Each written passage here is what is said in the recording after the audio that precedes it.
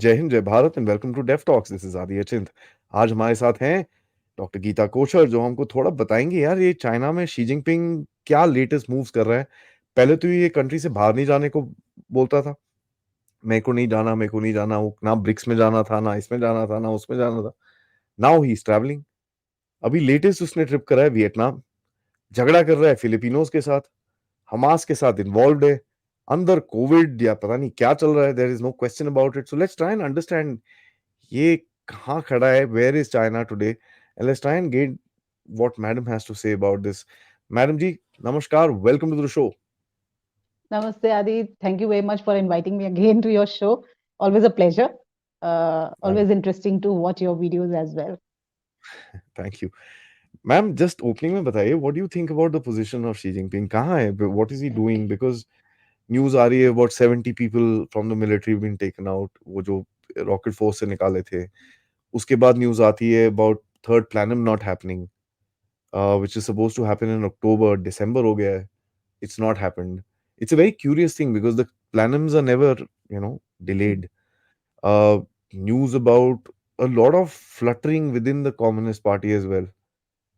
Cases लोगों के ऊपर back to back आ रहे हैं. The bank chairmen are getting picked up. The deputy chief of the central bank got picked up, and what's happening in China is what is he trying to do here? I think एक चीज हमें समझने की जरूरत है कि इस वक्त शी जिनपिंग के ऊपर बहुत प्रेशर है। Political pressure, economic pressure, social pressure, हर तरह का प्रेशर है। पॉलिटिकल प्रेशर जैसे आप बता ही रहे हैं, 70 पहले रॉकेट फोर्स वालों को भी पर्ज कर दिया। उससे पहले ली शांगफो का हुआ, उसके पहले फॉरेन मिनिस्टर ली शांग का। आई मीन सीरीज में हम देख रहे हैं कि बहुत सारे लोगों को वो हटा रहा है, और बहुत सारी ऐसी रिपोर्ट्स आ रही हैं कि पॉलिटिकली उनका कुछ नहीं बैठ रहा। मतलब कोई तो रीजन है कि वो एकदम पॉलिटिकली उनको हटा रहा है। तो नेचुरली रीजन क्या है कि उसकी खुद की गद्दी, ये जो थर्ड टर्म उसने लिया है, ये बड़ी आसानी से उसको मिला नहीं है।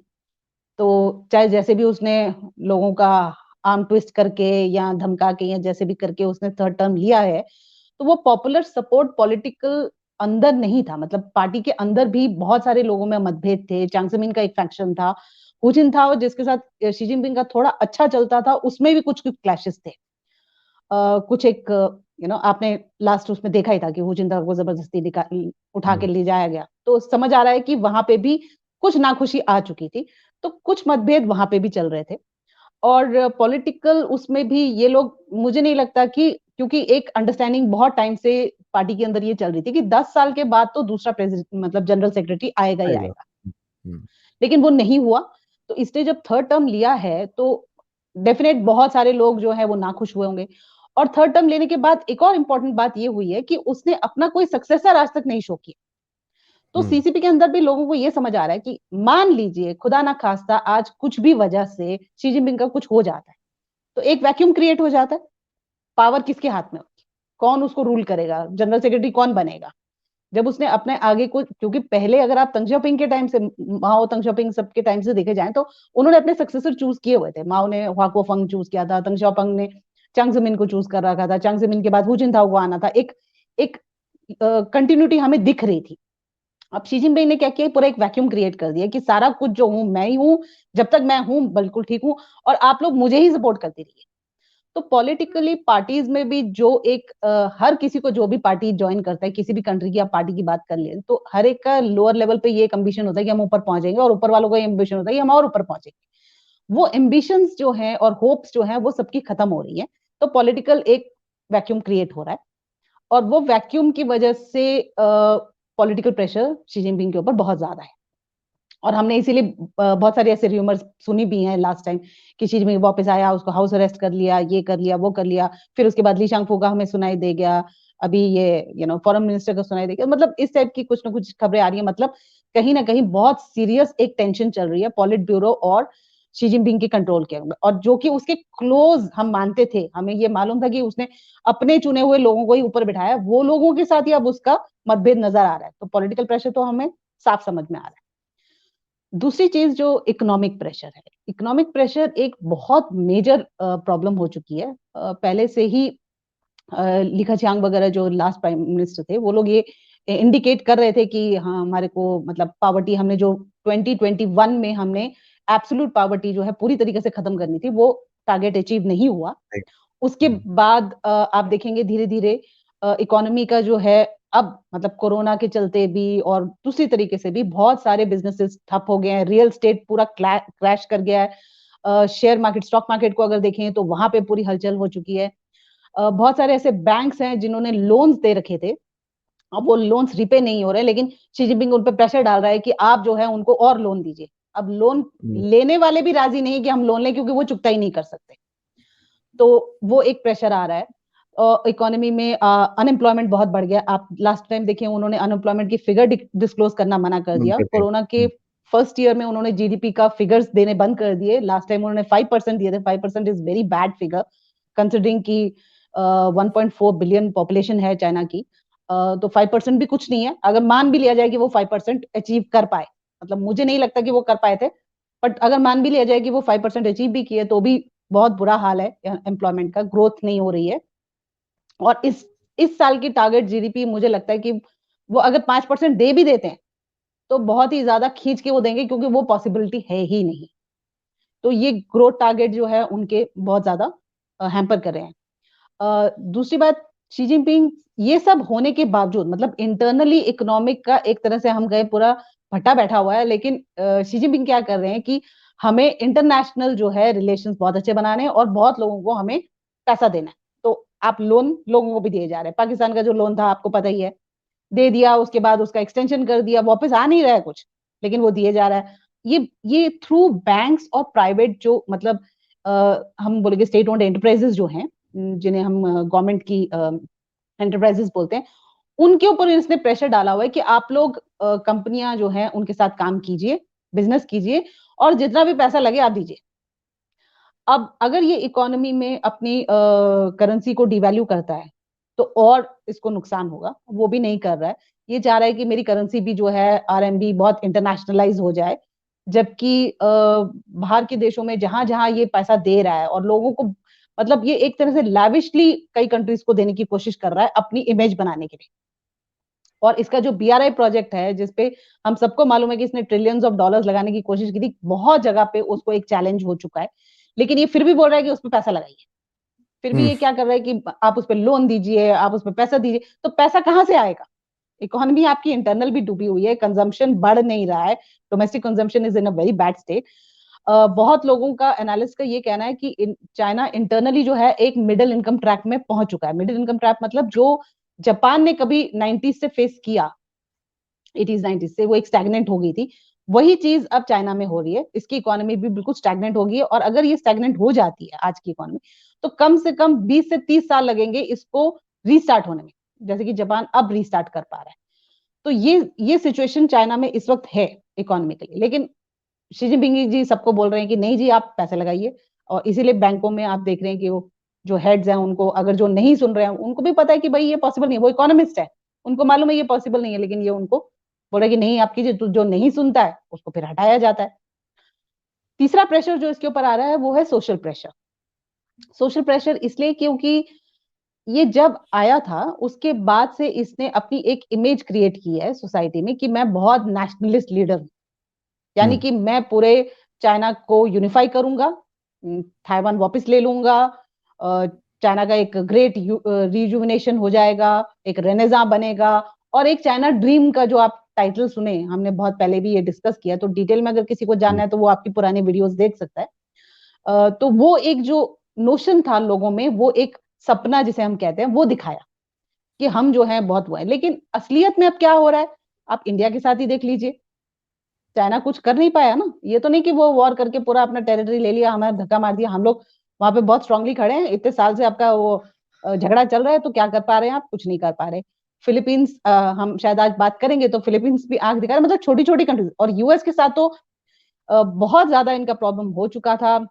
इतना तक हो गया कि इनके सारी सप्लाई चेन्स जो हैं वो डिसरप्ट हो गई, तो सोशली जो जो लोगों में एक इमेज डाली थी कि भाई हम लोग जो है बहुत मतलब मैं बहुत नेशनलिस्ट लीडर हूँ, और इसने सारा माओ का जो एक आइडिया था उसको एक रिवाइव करने की कोशिश की, जैसे कि रेड कैप रेड कम्युनिज्म को वापस लाना है, तो अपना शी जिनपिंग थॉट उसको प्रमोट कर रहा है। ऑफ कोर्स उसका आइडिया अलग है, you know, socialism with Chinese characters in the new era करके इसने वो दिया है, उसी को कॉन्स्टिट्यूशन का हर स्टूडेंट को, हर यूनिवर्सिटी में, हर कॉलोनी में सबको, वॉलंटियर्स को ये कहा गया है कि ये सब पढ़ाइए। अब सोसाइटी इस वक्त ऐसी है चाइना की, क्योंकि इतने सालों के रिफॉर्म्स के बाद सोशल मीडिया वहां बहुत एक्टिव हो चुकी है। अगर इन लोगों ने कंट्रोल भी किया तो बहुत सारे मैकेनिज्म से, जिनसे ग्रेट वॉल सॉफ्टवेयर है, जिससे ब्लॉक किए जाते हैं साइट्स वहां पे चाइना में, वो जंप किए जा सकते हैं, जैसे कि हम वीपीएन वगैरह बोलते हैं। तो सोसाइटी में बहुत सारे ऐसे जो यंगस्टर्स हैं, वो इस कंट्रोल को एक्सेप्ट नहीं करते। और कोरोना के चलते ऐसा हुआ कि सोसाइटी में आपने देखा ही है कि उसके कोरोना के बाद बहुत लोगों ने फाइनली प्रोटेस्ट किया, जिसकी वजह से इनको कोरोना के वो जो स्ट्रिक्ट रूल्स थे उनको रिलैक्स करना पड़ा। तो सोसाइटी जो इतनी बड़े जो मतलब बिलियंस ऑफ पॉपुलेशन है, वो प्रोटेस्ट कर रही है शी जिनपिंग के आगे कि हमें आपके ये कंट्रोल्स और आपके तरीके से चलना, ये जो एक तरह से डिक्टेटर रूल बहुत लोग बोलते हैं इसको, या एक कम्युनिस्ट रूल ही हम बोले, उस तरीके से आप हमें जबरदस्ती जो करने की कोशिश कर रहे हैं, ये नहीं सुनिए, वो मत सुनिए, दुनिया में क्या हो रहा है आप मत जानिए, लेकिन हम जो है नेशनलिस्ट हैं, पैट्रियट हैं। बहुत लोगों को कंपनीज तक में, मतलब सिर्फ इंडिविजुअल स्टूडेंट्स और यूनिवर्सिटीज की बात नहीं कर रही हूँ, वॉलंटियर्स, सीसीपी के वॉलंटियर्स की बात नहीं कर रही हूँ, कंपनीज तक को ये इंस्ट्रक्शन दे दी गई है कि आप लोग जहां जाएं वहां पे अपने कंट्री के बारे में सोचिए, वहां से इंफॉर्मेशन लाइए, और नहीं लाते हैं तो उनके ऊपर एक्शन होते हैं, बहुत ही स्ट्रिक्ट एक्शन हो रहे हैं। तो सब सोसाइटी में सब एक डर में जीने लग गए थे। अब वो लोग भी बाउंस बैक कर रहे हैं कि भैया हमें ये क्या प्रेशर आप दे रहे हैं। वो लोग भी चाहते हैं कि हमें, मतलब प्रोटेस्ट जब कोविड के रिस्ट्रिक्शंस लॉकडाउन के लिए जो प्रोटेस्ट हुए, उसी से समझ आ गए कि आप जिनको सप्रेस करने की कोशिश कर रहे हैं, ये चाइना, आज का चाइना माओ का चाइना नहीं है। नहीं है। आज की पब्लिक जो है चाइना की, वो पुरानी पब्लिक नहीं है जो आप जो कहेंगे वो सुनेगी। आज के हम्म। यंगस्टर्स भी हैं, बहुत अवेयर हैं, बहुत उन लोगों को दुनिया का पता है। काफी चीजें उन्होंने दुनिया में देखी हैं कि बाहर लोग कैसे जी रहे हैं। मतलब जब चाइना में भी रिस्ट्रिक्शंस थे कोविड के, इंडिया में सब खुला पड़ा था, तो हमारे ही फ्रेंड्स सुन के, अरे तुम लोग मजे से घूम रहे हो, तुम्हें मास्क भी नहीं लगाना है। और चाइना में अब फिर से आपने जैसे बताए कोरोना के रूल्स आ गए, तो मास्क अब फिर से आ चुका है, जी। अब मास्क कीजिए। तो सोशली ऑल्सो इंटरनेट, अब इनफैक्ट शी जिनपिंग ने ये खुद कहा है कि जो इंटरनेट को गवर्न नहीं कर सकता, वो सोसाइटी को गवर्न नहीं कर सकती। ये शी जिनपिंग की खुद की स्टेटमेंट आई है अभी रिसेंटली। तो आप समझ ही सकते हैं कि इसका मतलब वो इंटरनेट को कंट्रोल नहीं कर पा रहा है। वो एक प्रेशर आ रहा है सोसाइटी में, जो कि सोशल मीडिया को यूज करते हुए बहुत सारी चीजें बाहर आ रही हैं। इकोनॉमी के ऊपर, वीचैट के ऊपर इंस्ट्रक्शंस दे दी गई हैं कि एनालिस्ट जो हैं वो इकोनॉमी का बुरा के हाल है, बारे में। इसके बारे में कोई डिस्कशन नहीं करेंगे। लेकिन लोग कर रहे हैं, लोग तो वीडियोस बना रहे हैं, जोक्स बना रहे हैं, सब कुछ डिस्कशंस हो रही है। तो सोशल मीडिया को वो कैसे कंट्रोल करेगा? तो वो सोशल प्रेशर भी शी जिनपिंग के ऊपर आया है। So I think there are three kinds of pressure. ये तीन प्रेशर जो हैं उसको, मतलब एक तरह से धक्का सा दे रहे हैं कि आप क्या करेंगे। तो वो एक तरह का, बहुत लोग बोलते हैं कि शी जिनपिंग की तबीयत खराब है, उनका सिर दर्द है। मैंने कहा सिर दर्द तो उसने बना लिया है। अपनी सेल्फ मेड है। अपनी कंट्री, सेल्फ मेड है लिटरली। मेड इन चाइना है, and this is one of the only few China made in China thing जो एक्चुअली काम करती है। तो दो चीजें बनाई थी चाइना ने जो बड़ी जबरदस्त काम करती हैं, एक है कोविड और एक शी जिनपिंग का सिर दर्द। तो मेरे ख्याल से ये प्रेशर्स जो हैं वो शी जिनपिंग के लिए थोड़े से हैवी हो रहे हैं, और यही मेरे ख्याल से शी जिनपिंग का इंटरनल वो चल रहा है। तो बहुत टाइम जब ये प्रेशर बहुत ज्यादा होते हैं, शी जिनपिंग ट्राइज टू अपना मैनेज करने की कोशिश करते हैं, तो इसीलिए वो बहुत बार बाहर नहीं निकलते हैं। जैसे हम बोले कि वो ब्रिक्स में नहीं आ रहा है, G20 में नहीं आया, नहीं नहीं नहीं, अगर वो यहाँ G20 में आता तो लोगों को क्या बोलता, भैया मैं तो बहुत नेशनलिस्ट लीडर था, लेकिन इंडिया के साथ प्रॉब्लम होते हुए भी मैं चला गया इंडिया। अब वो फेस जो है चाइना में वो बहुत मैटर करता है। तो वो नहीं गंवाना चाहता, लेकिन प्रेशर तो है ना सोसाइटी में। पीएलए का प्रेशर है, सोसाइटी का प्रेशर है, मतलब हर तरह के प्रेशर्स में वो इस वक्त जी रहा है। यू नो ये बड़ी इंटरेस्टिंग चीज बोली आपने कि शी जिनपिंग का सक्सेसर कोई नहीं है। इसके बारे में काफी लोग बात नहीं करते हैं कि ये गया तो आगे क्या, फिर वही गैंग ऑफ हाँ, four, gang of eight, gang of 10 आके राइट, खड़े हो जाएंगे, पता ही एग्जैक्टली नहीं। एग्जैक्टली। मैं भी थोड़े दिन पहले यही डिस्कशन किसी के साथ कर रही थी कि देखिए ऐसा है कि सब लोग यही बोल रहे हैं कि शी जिनपिंग ने अगर अपना सक्सेसर नहीं चुना है, यानी कि ये समझ लीजिए कि नेक्स्ट नेक्स्ट टर्म भी वो खुद ही लेना चाहता है, जनरल सेक्रेटरी फिर से बनना चाहता है, यानी फोर्थ टर्म भी लेना चाहता है। और अगर सक्सेसर नहीं है तो खुदा ना खास्ता कुछ होता है, किसी की लाइफ डेथ तो सर्टेन कुछ नहीं है।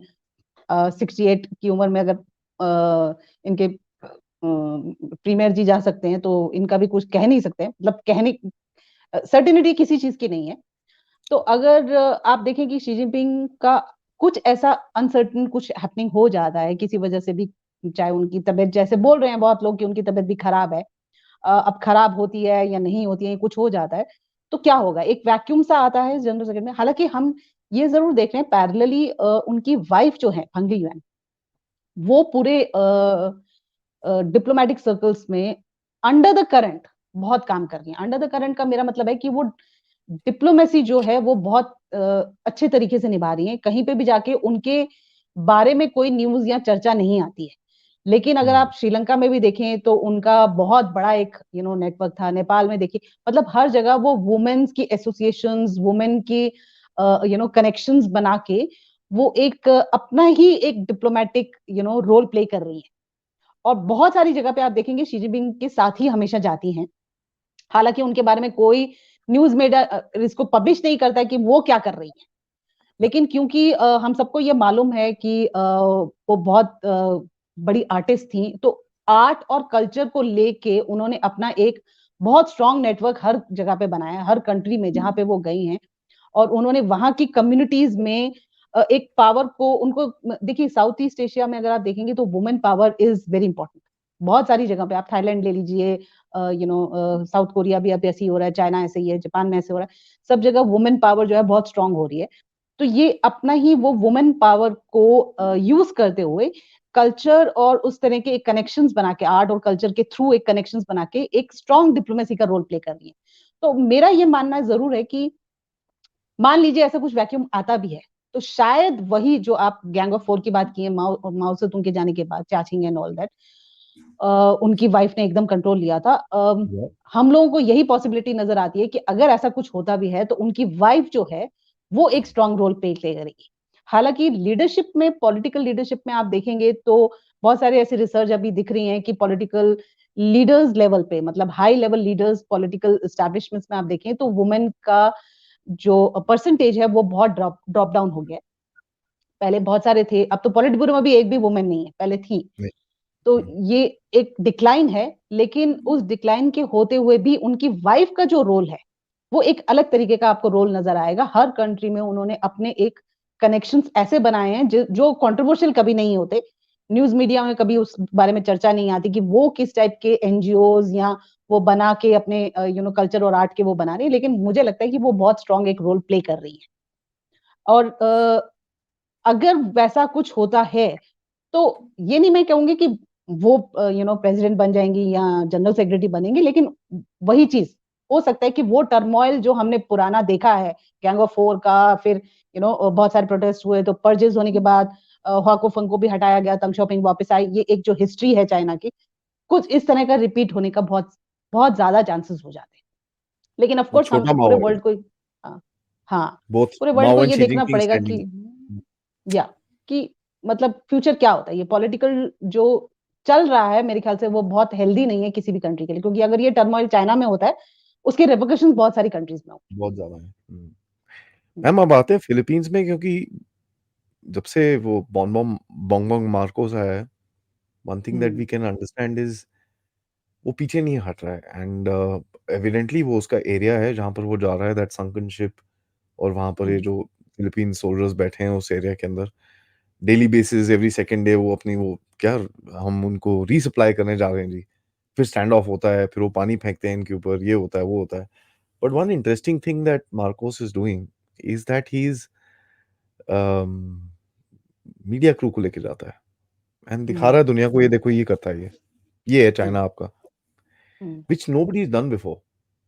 भारत ने यांगजे में किया था थोड़ा बहुत, बट ये तो literally is become a big thing. अगर आप and I will just take 30 seconds more, Global Times को अगर आप just type Global Times Philippines reaction from October 21st, जब वो बोलता है oh Philippines useless country, we will fix it into this thing, from 21 October को ये बोलता है, 22 अक्टूबर को बोलता है फिलीपींस इज रेकलेस, 23 अक्टूबर को बोलता है वी विल यू नो खत्म कर देंगे।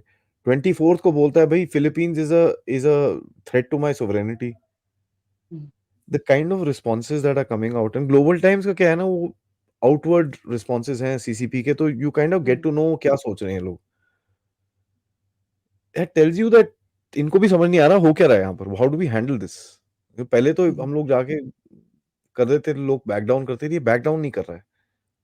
What do you think Xi Jinping का डिलेमा है इस जगह में, एंड व्हाट इज हैपनिंग? ये जो मेरा डिस्क्रिप्शन मैंने इवेंट का बताया है ma'am, is this correct? Do you have any other version? What do you think? देखिए, मार्कोस का कुछ साल पहले अगर आप देखें तो वो चाइना जाके रिलेशंस को अच्छे बनाने की कोशिश किया। तो मुझे लगता है कि फिलीपींस में एक वो इंटरेस्ट था कि हम चाइना से कुछ फेवर ले लें या कुछ एक अच्छा रिलेशन बना लें, और स्पेशली वो जो उनके टसल चल रही है साउथ चाइना सी के ऊपर, उसका कुछ एक मिडल पाथ निकाल के कुछ रेजोल्यूशन हो जाए।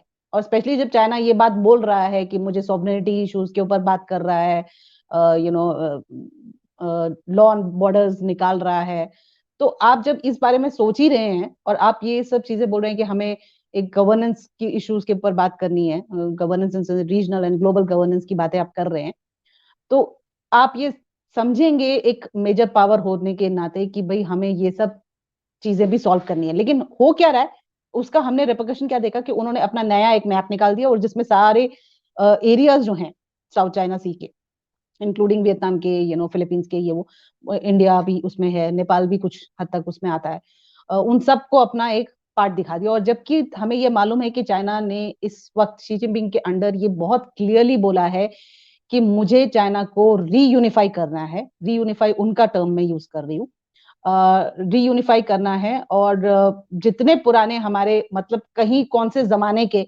हिस्ट्री में कभी एग्जिस्ट किए थे या नहीं किए थे, वो हमारे हैं और वो हमें वापस लेने, वापस लेके हमें उसको यूनाइट करना है। और उसमें वो ताइवान भी एक हिस्सा आता है।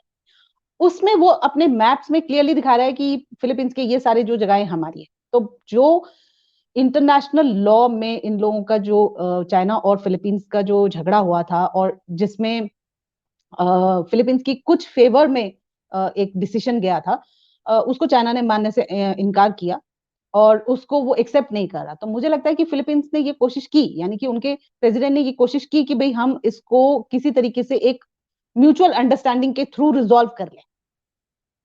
लेकिन मुझे नहीं लगता कि शी जिनपिंग जी उस चीज को एग्री किए।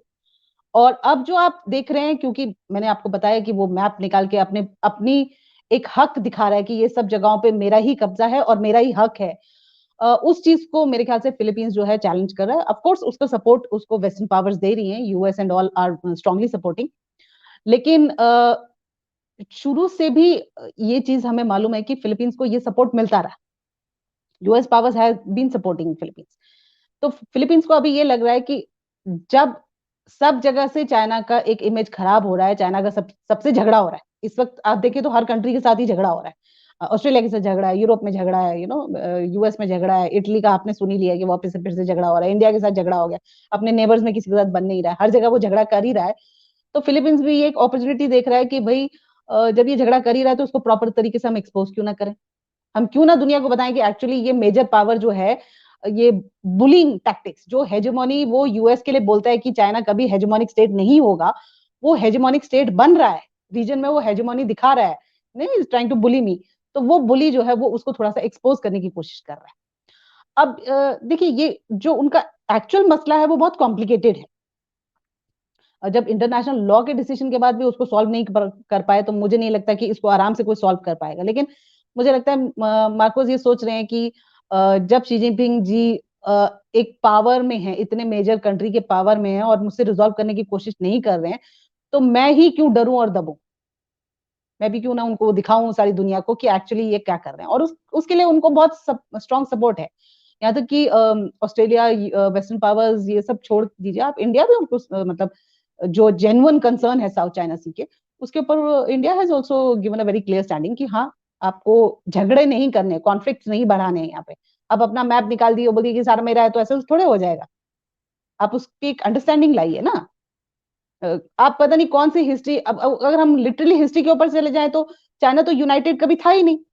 आप लोग, आपके चैनल में ये बहुत सारी चीजें पहले भी बहुत डिस्कस हुई हैं, मैं उस पर डिटेल में नहीं जाना चाहती हूँ, लेकिन चाइना एक यूनिफाइड, जो रीयूनिफिकेशन की ये बात कर रहे हैं, वो किस सदी में था, किस सेंचुरी में था, ये तो किसी को भी पता नहीं।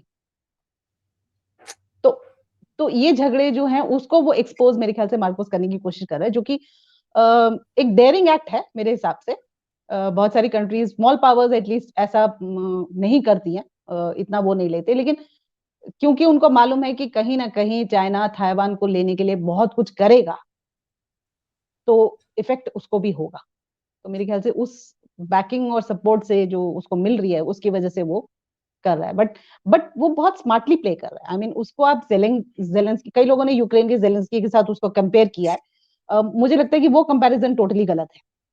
नहीं, उस आई टाइप का गेस वेरी कंपैरिजन स्मार्ट। आप नहीं कर सकते, या जो ये कर रहे हैं वो अलग तरीके से कर रहे हैं। आप कहेंगे कि जेलेंस्की ने जो किया वही मार्कोस कर रहा है, बहुत लोगों ने ऐसे कंपैरिजन मैंने सुना है कि किया है। बिल्कुल गलत है मेरे हिसाब से, बिल्कुल अलग तरीके का एक ऑपोजिशन है, जिससे चाइना भी थोड़ा सा, अगर आप उसकी वांगी वगैरह की या स्पोक्स पर्सन की स्टेटमेंट्स देखेंगे, तो आपको पता चलेगा कि चाइना भी कुछ हद से थोड़ा सा घबराया सा है। मतलब मैं उसको घबराया लिटरली टर्म बोलूंगी कि ये क्या हो रहा है, जैसे कि आपने बोला कि ये हम्म, क्या हो रहा है भाई, हम्म। ये आप अचानक से सारी दुनिया में मेरी, मतलब मैं हेजेमोनिक स्टेट नहीं बनना चाहता हूँ, मैं नहीं हूँ, मतलब आप बार बार ये प्रोपेगेंडा कर रहे हैं, लेकिन काम तो वही कर रहे हैं आप। मैम वही तो प्रॉब्लम है ना, जो आपकी, आप एक तो, या तो आप क्लेम कर लो आप नहीं हो, हम्म। ठीक है, या तो आप क्लेम कर लो आप हो and do what you want to after that. ये जो being the nice guy and stabbing the back, ये चलेगा नहीं काफी टाइम तक, बिकॉज एंड शी जिनपिंग जैसे, शी जिनपिंग ना एजुकेटेड था ना वेस्ट में, वो गया था उधर पे, तो वेस्टर्न बीमारी है हम्म। इसको, thinking that everybody is an idiot, और कुछ नहीं है नहीं, इनको ये वही है ना कि देखिए हम लोगों में भी मतलब इंडियन कल्चर में ये बहुत स्ट्रांगली आता है कि अगर आप बहुत पावरफुल हैं, बहुत बड़े हैं, बहुत स्ट्रांग हैं, तो थोड़ा बड़प्पन दिखाइए ना। अब चाइना वो आप, बड़प्पन नहीं दिखा पा रहा है, बोल जरूर रहा है। आपका दिल तो इतना सा है ना अंदर। वही। मैम नाउ इस रीजन के अंदर मैं जैसे देखता हूँ अपनी तरफ से, तीन मोस्ट इंपॉर्टेंट कंट्रीज हैं। वन इज फिलीपींस, जिसके बारे में हमने बात करी है, इसके साथ भारत के बड़े अच्छे रिलेशंस हैं, एंड आई थिंक वो डिफेंस में भी अभी आगे जाने वाले हैं, because they want to buy BrahMos for all their arms. Yes. Indonesia है जो बड़ा इजी गेम खेलता है, लेकिन उसमें भी सबांग पोर्ट आप आचे के अंदर बना रहे हैं, आचे रीजन, और ये वही आचे रीजन है जहां आपने बात करनी शुरू करी थी, सडनली हम्म। टेररिज्म बढ़ गई थी, ठीक है, तो ये हमारे साथ होता है, भारत जिससे बात करनी शुरू होता है ना, सडनली वो टेररिस्ट आ जाते हैं वहां पर। मोजाम्बिक में भी यही हुआ, आचे में भी हम्म। यही हुआ, खैर अभी तो काफी हद तक ठीक हो गया। और तीसरा कंट्री है वियतनाम, जहां पर शी जिनपिंग घूम के आए। हम्म। आप ये इनके शी के वियतनाम ट्रिप को कैसे देखती हैं मैम? What happened there? क्यों गया वहां पर पहले तो? क्योंकि वियतनामीज तो इनके अगेंस्ट में आर्म कर रहे हैं अपने आप को। एंड हम्म। दूसरा मोस्ट इंपॉर्टेंट एंड इंटरेस्टिंग चीज थी कि 11 तारीख को मेरे ख्याल से शी जिनपिंग वहां गए थे, एंड 11 तारीख को इंडियन नेवी और इंडियन आर्मी भी हनोई में लैंड करी है for combined exercises. Joint military, yes. तो वियतनाम भी कहीं ना कहीं he is playing with him. How do you think that entire trip went? देखिए, वियतनाम में शी जिनपिंग का ये थर्ड विजिट है। ओके। जी। और सबसे इंटरेस्टिंग जो हमें देखना चाहिए वो ये कि बाइडन, 3 महीने पहले बाइडन वहां पे गए थे, यूएस प्रेसिडेंट, और उसके बाद शी जिनपिंग जी गए हैं। अब यूएस और चाइना का वियतनाम में वॉर सबको मालूम है, एक हिस्ट्री सबको पता है, और एक क्लैश सबको मालूम है। अब कहीं ना कहीं चाइना को ये लगने लगा है कि वियतनाम जो है वो यूएस के क्लोज में जा रहा है, उसका एलाई बनने के चांसेस बहुत ज्यादा हैं। उसको ये भी नजर आ रहा है कि इंडिया के साथ काफी सारे डिफेंस डील्स हो रहे हैं, जॉइंट मिलिट्री एक्सरसाइजेस हो रही हैं। तो वियतनाम जो पहले थोड़ा सा हेजिटेंट था, हालांकि बोलता जरूर था कि इंडिया हमें ये नहीं दे रहा या इंडिया के साथ हमारे डिफेंस कोऑपरेशन नहीं हो रहे, लेकिन अब out and out defence cooperation हो रहे हैं। तो ये ना हो कि वियतनाम भी जो है वो हमारे टोटली एंटी हो जाए। कहीं ना कहीं हिस्ट्री के हिसाब से चाइना ये समझता है, और स्पेशली शी जिनपिंग जी ये समझते हैं, जो कि हिस्ट्री को ही वापस लाने की कोशिश कर रहे हैं, कि मिंग डायनेस्टी में northern part of Vietnam was controlled by China, तो वो चाइना का एक हिस्सा था, और ट्रिब्यूटरी स्टेट भी था। तो ये हमारा एक मतलब हमारा एक ट्रिब्यूटरी स्टेट होने की वजह से ये हम जो कहेंगे वो सुनेगा।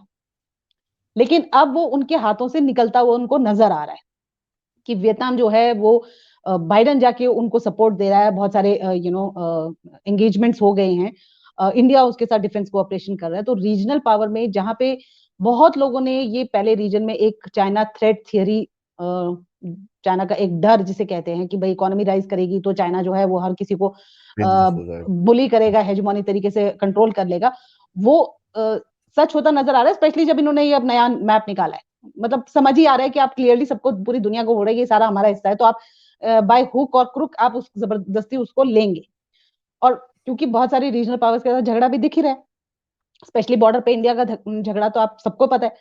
तो इसलिए मुझे लगता है कि उसको ये समझ आ रहा है कि वियतनाम भी जो है अब थोड़ा सा पावरफुल बन जाएगा, अपना एक इंडिपेंडेंट डिप्लोमेसी लेके वो हमारे हाथों से निकल के कहीं यूएस की गोद में जाके ना बैठ जाए ना, यूएस का एलाई ना बन जाए, या ये जो इंडो पैसिफिक का पूरा एक जाल बिछा रखे मेरे इर्द गिर्द, वो उसमें ना घुस जाए। क्योंकि बहुत सारी चीजें अगर वियतनाम में आप देखेंगे बहुत इंपॉर्टेंट हो रही हैं। एक ये कि बहुत सारे सप्लाई जो एंटरप्राइजेस जो चाइना से बाहर निकली हैं, उनका मूवमेंट जो है वियतनाम में हुआ है, वो वियतनाम में जाके अपना बिजनेस कर रही हैं। तो वियतनाम एक मेजर हब बन रहा है। दूसरा, रेयर अर्थ के जो मटेरियल्स हैं, यानी कि जो हम लोग चिप इंडस्ट्री की बात करते हैं, उसके मटेरियल्स वहां पे वियतनाम में बहुत ज्यादा हैं। Of course oil and energy एक अलग चीज है जिसके बारे में हम Okay. डिस्कस कर सकते हैं, ठीक है। और तीसरा ये है कि जो चाइना का अभी ये बेल्ट एंड रोड इनिशिएटिव है, इसमें रेलवे नेटवर्क जो है ये उसको बहुत ज्यादा मूव कर रहा है, बहुत ज्यादा प्रमोट कर रहा है। और उसके चलते वो ना सिर्फ नेपाल की, चाइना नेपाल जो रेलवे है उसके बारे में डिस्कशन दोबारा करके फिजिबिलिटी रिपोर्ट्स निकल आई हैं, उसके बारे में काफी चर्चा कर रहा है, ये बाकी जगहों पे भी अपना जो जो साउथ ईस्ट एशिया में इसका एक आसियान में जो एक अपना दबदबा बना हुआ है, उसको रिवाइव करने के लिए ये वहां पे अपने रेल नेटवर्क्स को भी प्रमोट कर रहा है, जिसके थ्रू क्या होगा कि जो सप्लाई चेन्स चाइना की हर्ट हो रही हैं, वो उसको किसी तरीके से बैलेंस कर पाएगा।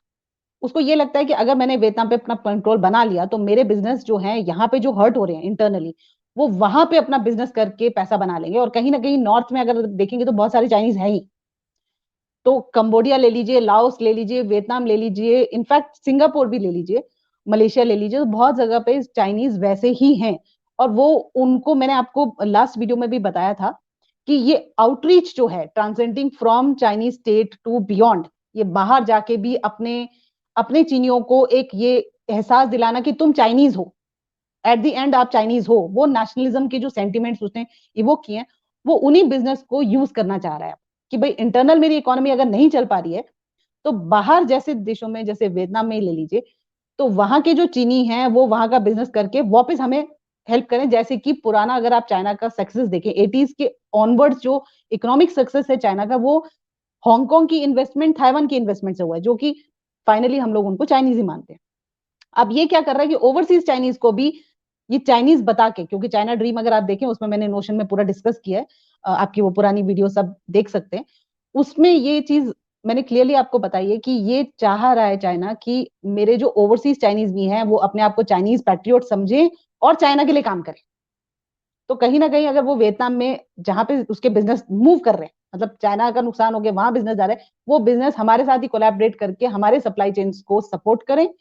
और ये कनेक्टिविटी जब बन जाएगी तो और ज्यादा चाइनीज लोग जो हैं, बिजनेस जो है, वो आराम से एट ईज वियतनाम जा सकते हैं। वो रेलवे उन्होंने एग्रीमेंट 36 एग्रीमेंट साइन किए हैं, तो उसमें एक ये भी है, वो एग्रीमेंट उसने साइन कर लिया है। अगर वो बन जाता है तो हमारे बहुत सारे चाइनीज वहां फ्लड होंगे, और जो नरेटिव चल रहा है वियतनाम के अंदर, या अगर वियतनाम दूसरी जगह पे अलायंस में जाने, यूएस के साथ जाने की कोशिश कर रहा है, वो अपने आप ब्रेक हो जाएगा। तो जैसे हम बोलते हैं कि धीरे धीरे अंदर घुस के उसको खत्म कर दे, वो एक उसका मेजर प्लान है। तो ये थर्ड विजिट जो है मेरे ख्याल से बाइडेन के जाने के 3 महीने के अंदर अंदर हुई है, ये बहुत सिग्निफिकेंट है। दूसरा ये दूसरा ये कि किस टाइम पे हो रही है, मतलब जब उसकी इकोनॉमी का इतना बुरा हाल हो रहा है कि कनेक्शन ठीक से नहीं बन रहे। तो ये यूनान का जो एक पहले से इन्होंने यूनान को गेटवे ऑफ साउथ एशिया बनाया था, और उसी से सारी कनेक्टिविटीज कर रहा है। तो बीआरआई की ये कनेक्टिविटी भी जो है उसके अंडर ये करेगा, और इसी ये इंटरनली भी अपने आप को जस्टिफाई कर पाएगा ना शी जिनपिंग, कि भाई देखिए मैंने जो बीआरआई सिग्नेचर अपना बनाया है कैंपेन, वो सक्सेस हो रहा है। देखिए बहुत सारी कंट्रीज के साथ हम काम कर रहे हैं। तो जो लोग बोल रहे हैं कि आपका पीआरआई क्या है, सारी दुनिया में अब ये डिस्कशन शुरू हो गया है कि पीआरआई फेल हो गया, इटली ने उसको विड्रॉ कर दिया, फिलीपींस उसके साथ ज्वाइन नहीं कर रहा, तो वो नोशन को भी मैं ब्रेक कर पाऊंगा कि बहुत सारी कंट्रीज राजी हैं, हम लोग उनके साथ ये देखिए पैक्ट कर रहे हैं। तो हर तरह का प्रोजेक्ट जो है वो पीआरआई के अंडर आ रहा है। इजी किल। या That's interesting. Lastly, ma'am, Covid ये क्या है वहां पर, and why does everything come out in China only? ये कहना तो बहुत मुश्किल है कि why does everything come out in China, China के And I'm लॉज not जो looking हैं। at an ma'am, I'm not looking at an epidemiologist answer. नहीं नहीं नहीं, आप आई एम एक जस्ट सेइंग। एनालिस्ट हैं, आप स्टडी करती हैं, you've got a doctorate, you've been in this game for a long time. I'm asking the human being. I'm asking you as a या person. ये सो क्या फ्रॉम है ma'am, that why does all this coming from China? देखिए China में laws जो हैं, हम बोलते बहुत हैं कि लॉज अच्छे हैं, स्ट्रिक्ट हैं, ये वो, लेकिन वो जो एक्चुअली अगर आप जैसे जो हमने यूनिवर्सल चीजें बनाई हैं, जैसे कि ह्यूमन राइट्स के हो गए या ह्यूमन सिक्योरिटी की इश्यूज हो गए, ये बायो लैब्स जो बनती हैं, उन लैब्स की सिक्योरिटी की बात होती है। जैसे फ्रेंच ने वहां पे अगर लैब्स को कुछ बनाया तो उसमें जो सिक्योरिटी जो करनी चाहिए वो बहुत वीक है। और इसीलिए अगर आप देखें कि यूएस में अगर ये पूरा इस किस्सा अगर हम देखें कि वुहान लैब में जो कुछ हुआ वो यूएस के सपोर्ट से हुआ, जो कि हम लोग बहुत सारी इस पर में चर्चा कर रहे हैं, तो यूएस ने अपनी कंट्री में वो नहीं किया। क्यों नहीं किया? क्योंकि वहां के लॉज बहुत बहुत स्ट्रिक्ट है, बहुत ही ज्यादा स्ट्रिक्ट है। They तो can't आप ये do सब it. चीजें, हाँ दे कैन डू इट। लेकिन चाइना में क्या है, आप देखिए तो थोड़े टाइम पहले ही अचानक से लोगों को पता चला कि इन्होंने क्लोन बना दिए, 2 बच्चे पैदा हो गए। हाँ, जबकि पूरे इंटरनेशनली हम लोगों में ये अंडरस्टैंडिंग है कि हमें ये टाइप की रिसर्च नहीं करनी, जो कि टोटल ह्यूमैनिटी को खत्म करती है, लेकिन चाइना कर रहा है। तो लॉज अलाउ कर रहे हैं। वहां पे क्या है कि प्रोविंशियल लीडर्स जो हैं वो एंटरप्राइजेस को हर तरह का सपोर्ट दे देते हैं कि आप सही गलत जैसे मर्जी करके अपना जो काम करना है कर लीजिए, और इसलिए वो फैसिलिटीज भी दे देते हैं। और इसलिए क्या होता है कि जो अगर आप स्ट्रिक्ट लॉज के हिसाब से नहीं चलते हैं, रेगुलेशंस उसमें नहीं दिए गए, तो उसके बीच में जो लूप होल्स हैं वो बहुत सारे हैं, और उसकी वजह से आप कुछ भी एक्सपेरिमेंट कर सकते हैं, किसी भी तरह का एक्सपेरिमेंट कर सकते हैं। एआई टेक्नोलॉजी होगा, उसका एक्सपेरिमेंट आप कर लेंगे, जो कि अब यूएस में बहुत बड़ा डिस्कशन बन चुका है। क्लोन के बारे में अभी भी हमें पता नहीं कि और कितने क्लोन्स इन्होंने बना लिए हैं, क्योंकि जब आपके पास एक जेनेटिक इंजीनियरिंग का एक पूरा फॉर्मूला आ जाता है, तो आप उसको एक्सपेरिमेंट कितनों पे करेंगे वो मालूम नहीं है। The world was shocked to hear कि ये जेनेटिक डिकोडिंग हो चुका है, जिसके बहुत मेजर इंप्लीकेशंस हो सकते हैं पूरी ह्यूमैनिटी पे। तो चाइना में ये सब चीजें मेरे हिसाब से बहुत आराम से हो पाती हैं। आप थोड़ा हालांकि अभी करप्शन वगैरह की बहुत इंडेक्सेस को शी जिनपिंग ने डाउन करने की कोशिश की, लेकिन अगर आप प्रोविंशियल लेवल पे जाएंगे तो बहुत सारी करप्शन है लीडर्स में, और वो लीडर्स को मैनिपुलेट करके आप बहुत सारे काम करा पा रहे हैं। ये इसी चीज को दर्शाता है, इसीलिए वुहान लैब हो पाया चाइना में। और अभी भी जो हम बोल रहे हैं कि वहां पे बच्चों में न्यूमोनिया फैल रहा है, कोविड फिर से वापस आ रहा है, बैट रिसर्च बहुत जबरदस्त हो रही है, उस बैट रिसर्च के लिए जो स्ट्रिक्टनेस चाहिए वो हो नहीं पा रही है, वो लीकेजेस बड़े आराम से हो पा रहे हैं। It's all because of that, you know. और अगर ये होता है तो डेफिनेटली ह्यूमैनिटी के लिए एक बहुत बड़ा खतरा है। मुझे लगता है कि सारी कंट्रीज को इस चीज के ऊपर, चाइना के ऊपर प्रेशर डालना चाहिए। पहले तो सबसे पहले उनका स्टेप ये होना चाहिए कि कोरोना का जो एक्चुअल रिसर्च है, मतलब क्यों हुआ, कैसे हुआ, उसका मतलब कहाँ से लीक हुआ, नहीं हुआ, उसके ऊपर प्रॉपर रिसर्च करने के लिए चाइना को सपोर्ट में आना चाहिए। सब कंट्रीज के साथ खुल के इसके बारे में चर्चा करनी चाहिए, जो आज तक नहीं हो पा रही है। नहीं, और scientific community should put this pressure, क्योंकि नहीं तो पूरी ह्यूमैनिटी के ऊपर ये इफेक्ट पड़ेगा। आप अपनी रिसर्च रिसर्च करके बोल रहे हैं, लेकिन रिसर्च बाकी दुनिया को कुछ भी उसका डाटा नहीं पता है।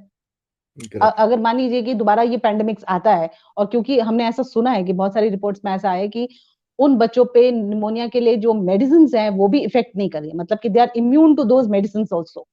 तो वो मेडिसिन भी उन पे ऊपर इफेक्ट नहीं करे, तो जो बच्चे हैं उन्हीं के ऊपर आप ये मतलब उनका ही एक नुकसान कर रहे हैं आप। पूरे पूरे वर्ल्ड में अगर ये फैलता है तो आप सोचिए कि कितना बड़ा हार्म होगा।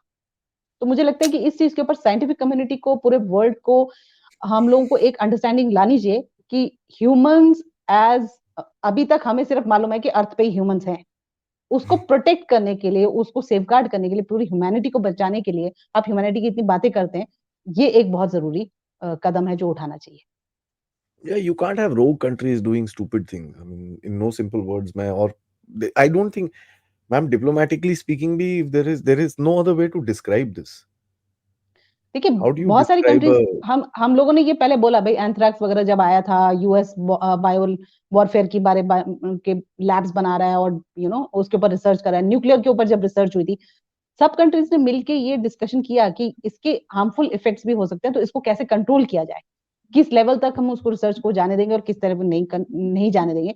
एआई के ऊपर अब इतनी बड़ी चर्चा यूएस में चल रही है और बहुत सारी European countries, western powers they have started कि उसके लॉज़ एंड रेगुलेशंस हमें बनाने हैं। वो रिसर्च हमें उससे आगे नहीं ले जानी है, यू नो न्यूक्लियर अगर हम रिसर्च की ये नहीं कि आप सारी दुनिया उसके लिए खत्म कर दीजिए। लेकिन चाइना जो है correct? वो अभी उसमें एक्टिव पार्टनर नहीं हो पा रहा है और अगर हो भी पा रहा है तो वो उस तरीके से कर सकता है। मतलब सेंट्रल गवर्नमेंट हैज़ चाइना में जितना सेंट्रल गवर्नमेंट की पावर है उतना किसी भी डेमोक्रेटिक कंट्री में नहीं है। लेकिन वो अभी नहीं कर रहा है उस तरीके से। तो मुझे लगता है कि वो प्रेशर हमें बनाना चाहिए कि आप कुछ चीज़ों में एक कॉमन कंसेंसस बनाइए, एक यूनिवर्सल नॉर्म्स बनाइए।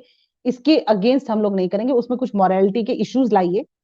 कुछ ह्यूमन सेफ्टी के ऊपर आप डिस्कशन कीजिए। क्लाइमेट चेंज एक Something बहुत बड़ा similar. इश्यू है। Hmm. Some things are very या चाइना में बहुत ईज़ हो जाता है इन सब चीज़ों के लिए।